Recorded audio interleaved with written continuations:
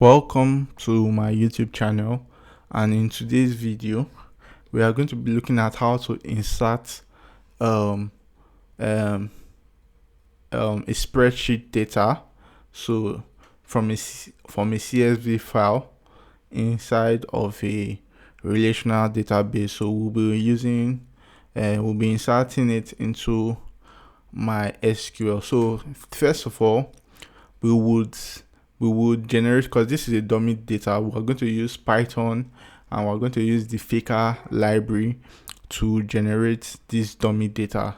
So we have 1500 records. The columns are date, first name, last name, email, phone number, address, and job.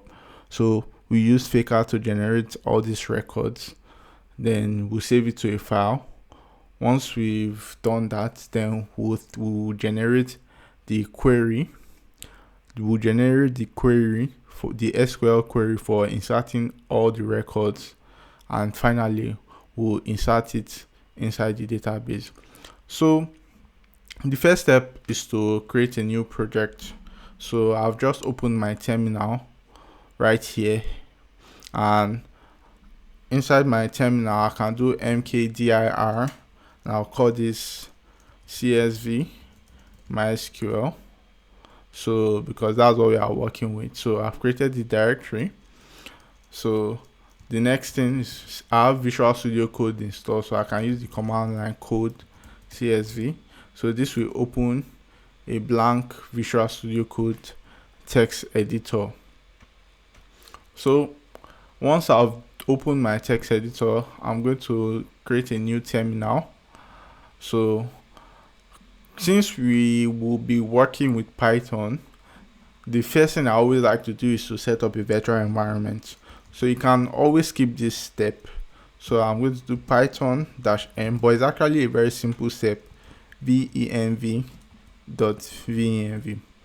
So to create a virtual environment. So I always create my virtual environment. So now that the virtual environment has been created, we'll activate it with the following command. We'll activate the virtual environment with the following command. So we use source venv/bin/activate. So this would activate the virtual environment. And for me to know that I'm in the virtual environment, I can click on which Python. I can type the command which Python, and you can see that it's pointing to the virtual environment Python binaries. Or if I run pip freeze, you see that it's going to bring out nothing until I install the things that I need. So the first thing I want to install is faker, because we want to generate the fake data for our SQL. So I'm going to say pip install faker. So it's going to install faker for me. Then the next thing I want to install is my SQL connector Python. So I'll say my SQL connector Python. So you have to have my SQL server installed on your Windows or Linux or Mac OS machine. So now that we've installed those two, the next step is to actually create our file.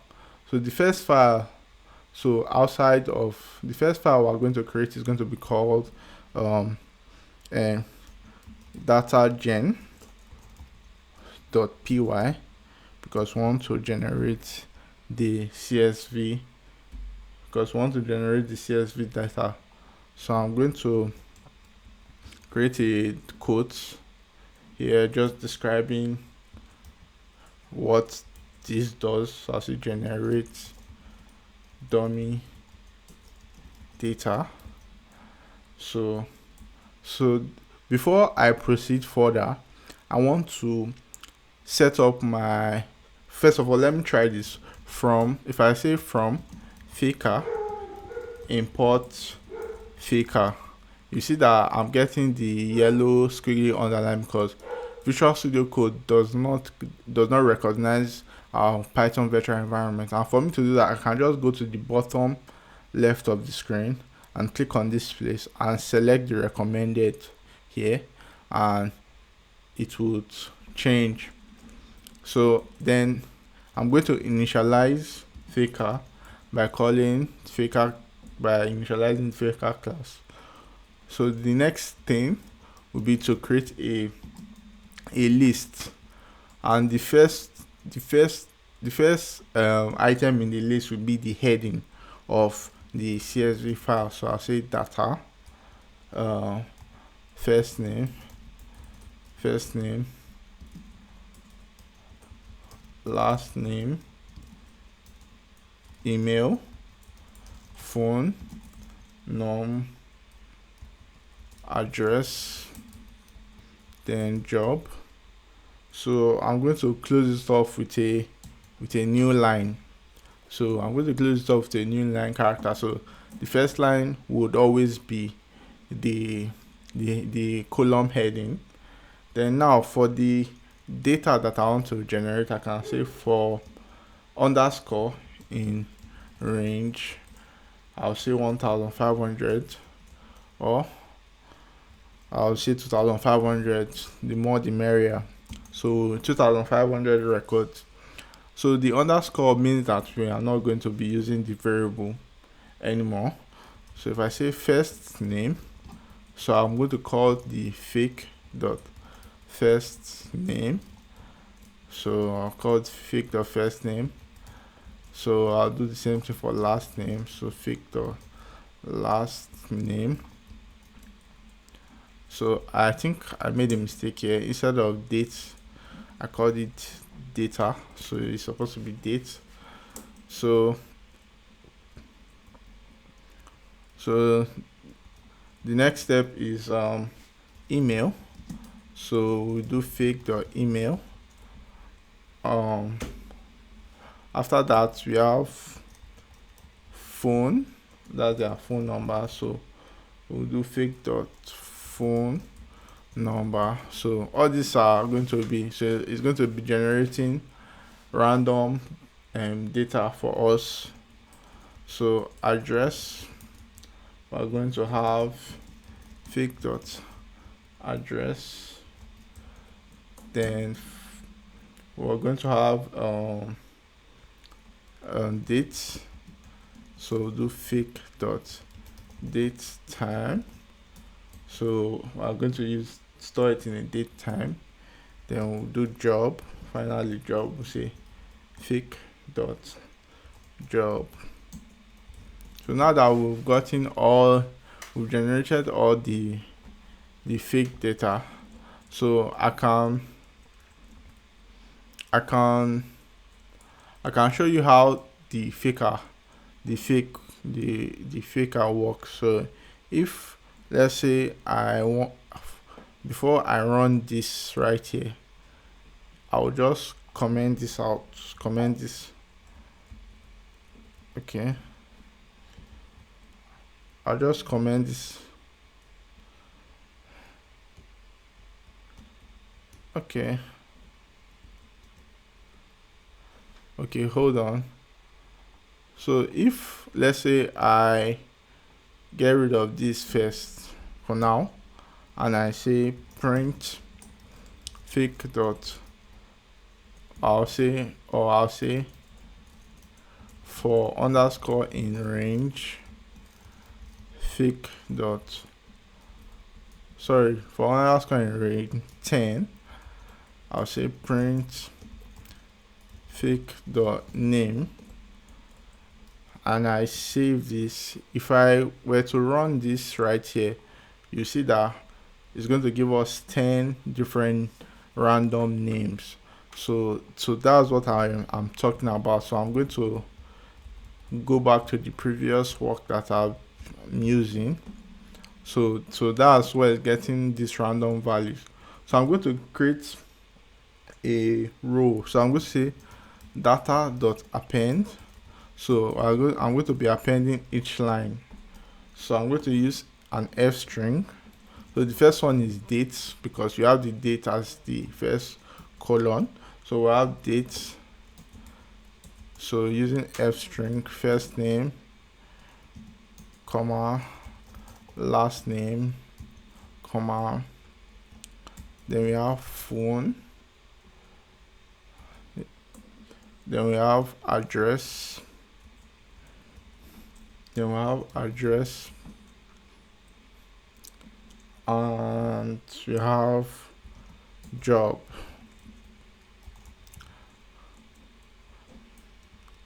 Now to be on a safe side, because we are using comma separated values, the address might contain comma and also some jobs too.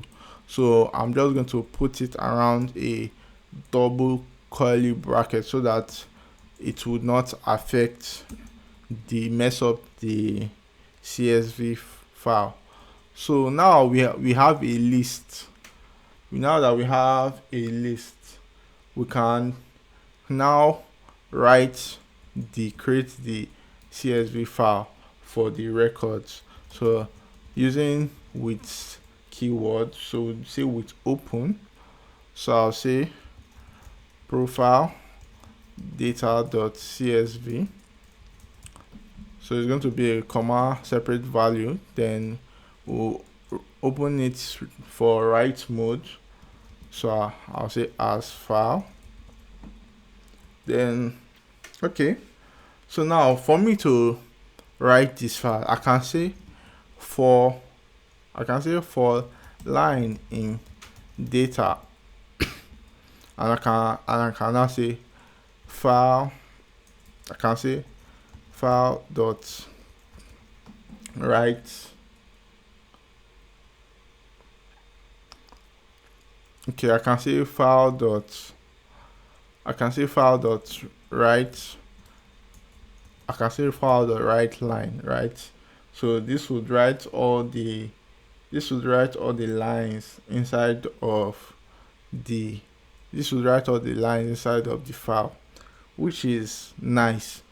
But if I don't want to use the for loop, which I don't want to use, I can just make use of a higher order function, which is just simply a function that takes a function as an argument.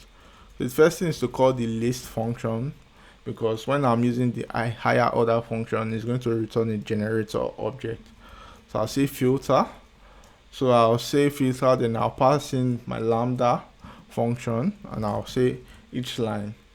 Then I'll say file.write. So write file. Then the second argument is going to be the data. So this would create our dummy records for us. So, and you are going to see that in just a moment. When we run this file, okay, I'm getting an error that says, okay, this is a mistake that I made. So I said file.write file, which is very wrong. So I'm meant to say file dot write line. So I'm going to save and try it again.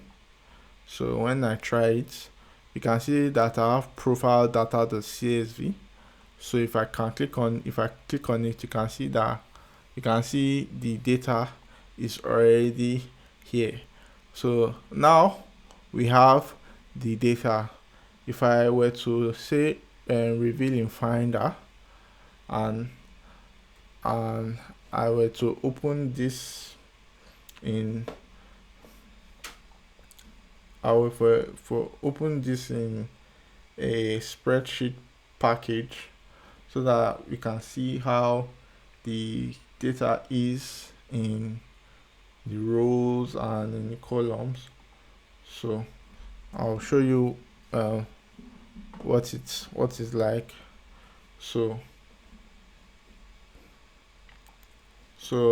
I'm going to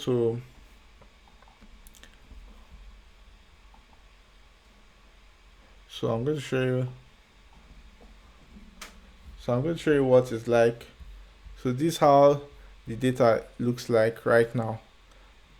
This is the data that we just created. So you can see the date, the first name and everything, all 2500 records. So now the next step is, okay, now that we have this, we want to insert it inside a database. Now since we want to insert it inside the database, so what we need to do, first of all, we need a database that we want to insert it to. Okay, before we go to that database part, let's generate the SQL statement for to insert all these records. So back to my Visual Studio Code editor. Since I have the data now, the next step is to create the query gen. So we're going to generate the query. So I'll create a doc string. I'll create a doc string to kind of indicate what I'm doing here. So I'm creating an SQL. So create SQL query for profile data. So first thing I need is to import CSV, which is a built-in Python package. Then I'm going to set query equal to, so I'm going to use a quote and say insert into. So I'm using an extension. So this extension lets me have SQL formatting inside of any computer, inside of your desired programming language. So it's called inline SQL. So it lets you, so this is it here. So it lets us have nice SQL syntax highlighting inside of, let's say, JavaScript and Python. So that's what I'm using. So but you have to put this comment in it. So I'm using this multi-line Python string. So I'm going to say insert into, so you can see that it's highlighting it. So I'm going to call this faker db.profile. So we obviously have to create this database. So I'm going to say first name,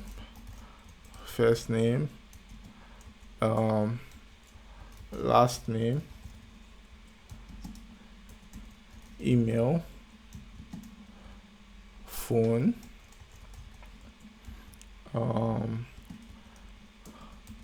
address,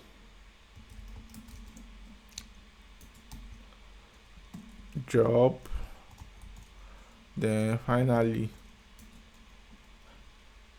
date. So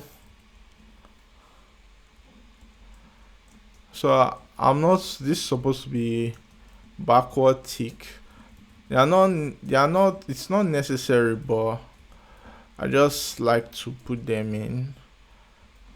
So but I'll just put them, but you can exclude them. So you can exclude the backward ticks. So okay, I'm making some blunders here. So okay, so now I'm going to set the values. So I'll say values, then a new line, because the values will be in a new line. So this is going to be the end of the string here. Then I'm going to say with open. So we have profile data.csv.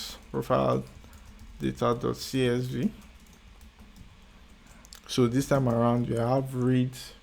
I'm going to be doing it as read mode, and I'll call it a CSV file. Now this is where we are going to make use of the CSV. library that we imported.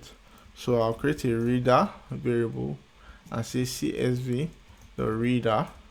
So now this reader, what we are going to pass in is the file itself, which is CSV file.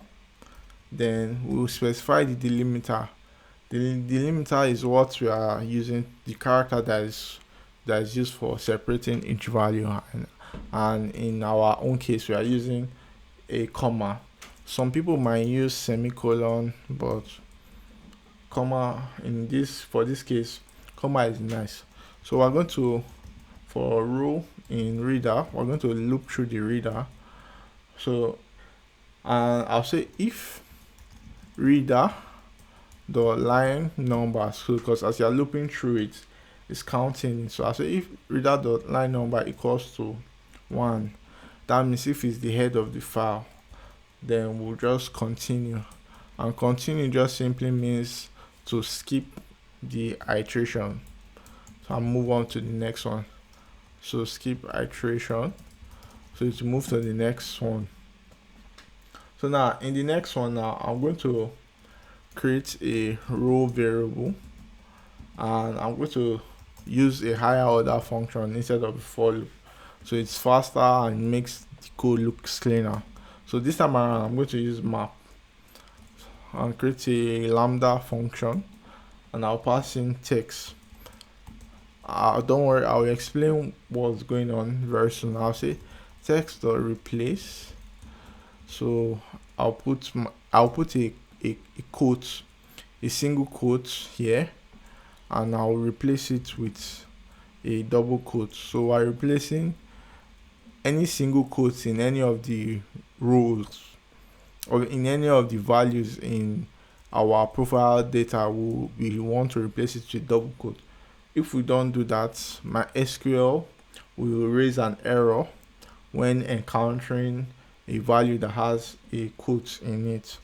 Let's say you want to insert a name like, let me say, Jennifer's book, something like this. So MySQL will not be able to insert it because of this would cause problems. So you have to use double for escaping it. So that's what this line is for.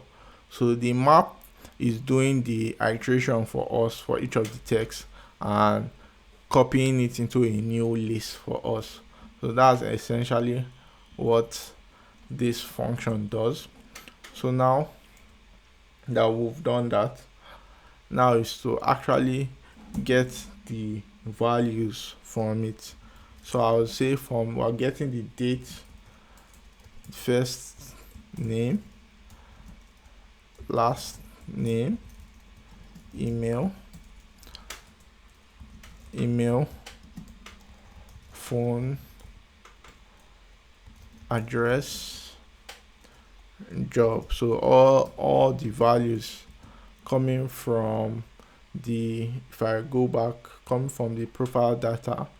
If I scroll to the top here, so let me scroll to the top, so we can see that date, first name, last name, email, phone number, address, then job. So that's the format that we're following. So all we just have to do is now specify row 0, so it will put into the first one, row 1, row 2, row 3, row 4, row 5, row 6. So we'll have row 0 to 6, so we'll have 7 rows. So now that we've extracted their values from the list, from the row list, it's time for us to now insert each one inside the query. So I'm going to say query, so I'm going to do a plus equal to, because we are adding it to the string there. So this one I'm not going to bother to use the SQL inline string, so I'm just going to put a quote and because it's a string, so I'll say first name. So we'll do this for and it should be in a bracket too. Should be in a bracket. So first name,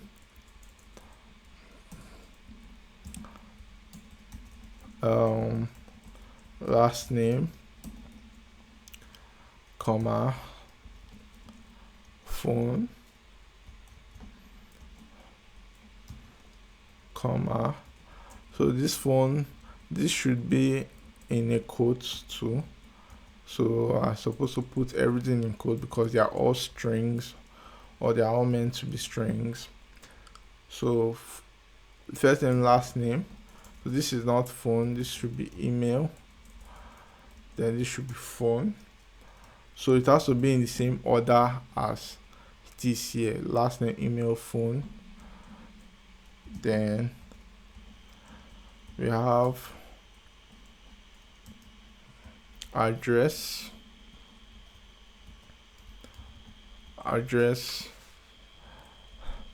comma, put our quotes, then our curly brace, then we'll have job, comma, and finally we have date, which is really nice.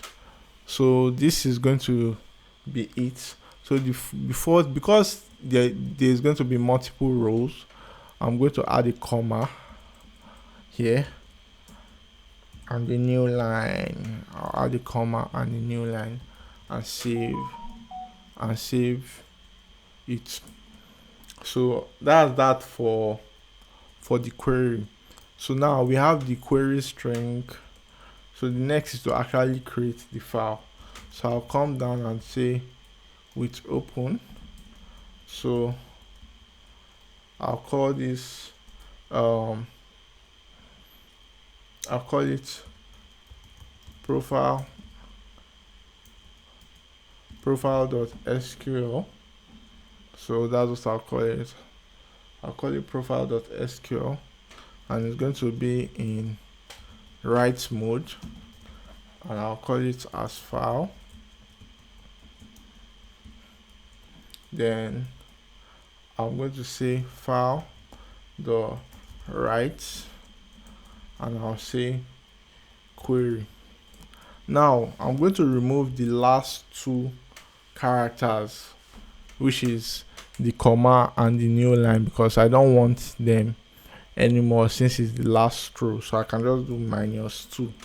So it's going to slice it at that location so that it will remove the new line and the comma for the last row. So when I run this, so I'm having a type error. Okay, map must have at least 2 arguments. That's because I'm supposed to put this here, not. So run again, list index out of range. So we have 0, 1, 2, 3, 4, 5, 6, and if I come to my profile data, I have 0, 1, 2, 3, 4, 5, 6, which is actually 7, but I'm just counting from 0. So I'm just going to debug this right here, and I'm going to print out the number of rows that we have. Yes, I'm going to print out it, then I'll just comment these guys here for now. So because I just want to debug and see. So everything is 6 rows.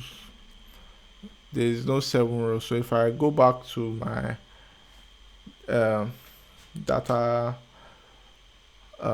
gem, I definitely missed something that I was supposed to put here, which is the email.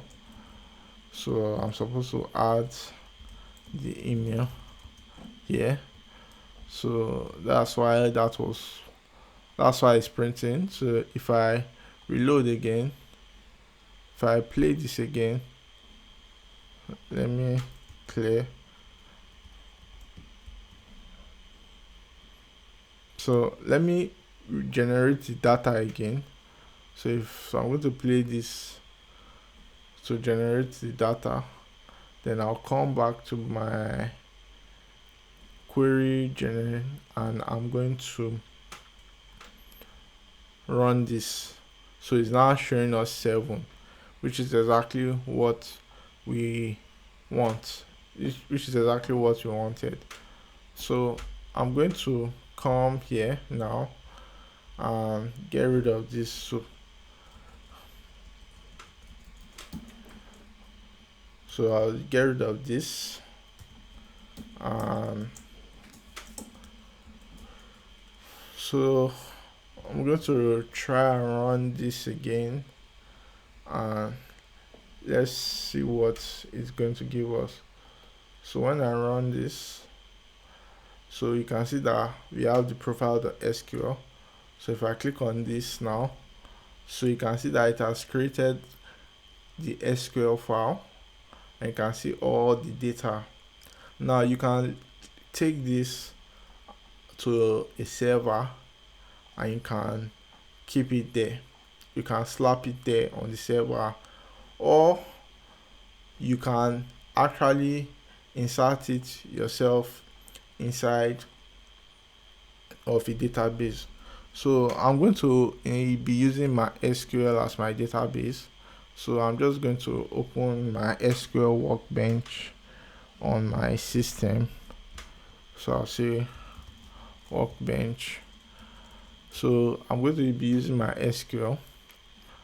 So I'm using the community, MySQL workbench community edition. So I'll use my local instance. I'm going to ignore this. So this is my SQL here. So I'm going to just create a new schema by clicking here above, and I'll call this Fika DB, which is what we want. Then apply the changes. So create schema, apply, close. Now I'll select that Fika DB that was created. So I'm going to select it. So under the tables, I'll right click and create table. So I'll call this table profile, which is, so the first column that is going to be for, just for integrity's sake, I'll call it ID, and I'll click on the auto increment. Okay, so now the next one is going to be, okay, I'll say date. So date is going to be date time. So this is going to be date time, and I'll also set it to not null. The next, so now I would say first name varchar. The only thing is that I'm going to increase the number of characters to 255 and set it to not null. Then do last name, then we'll do email, then we'll do phone, then we'll do address, then we'll do job. So this is all the tables, so I'll just set it to not null. Then I'm going to increase their individual numbers to 255. So for the phone I can leave it as 45, but for address and job, so now that so these are all the fields. So if I count 0, 1, 2, 3, 4, 5, 6, so I'm definitely missing something here. So if I go back, so I have first and last name, email, phone number, address, date, job. So that's it. So 1, 2, 3, 4, 5, 6, 7. So it's complete. So I'm going to click on apply to create those tables. So you can see the SQL statement for the table is being created. So I'm going to click on apply and I'm going to click on close. So now if I go down here, I can cancel this here and cancel this. So if I come down here, I can see that the profile table has been created, and if I right click and click on select row limit, you can see that it is completely empty. So there are two ways that we can insert this data. So the first way is if I come here and I click on file and I click on open script. So I'm going to move to my root folder and I'm going to move to the project folder, which is this here. Then I'm going to select the script, which is profile.sql. So this is it here. So I can just click on this and it's going to run everything. So if I actually run this script again, you can see that all the data has been successfully inserted inside the database. Now I can count, we can know the amount, the number of records that are in it, which should sum up to 2,500. So when I run this, you can see that it's 2,500. So this is the first method. So but let me clear the database. Truncate table profile. So I'm going to clear it. So if I select star from profile, you see that there's no more records in it. So this time around, we want to try and create a Python script that will help us insert this data. So I'm going to call this run query dot py. So I'm going to call the name of this file run SQL script.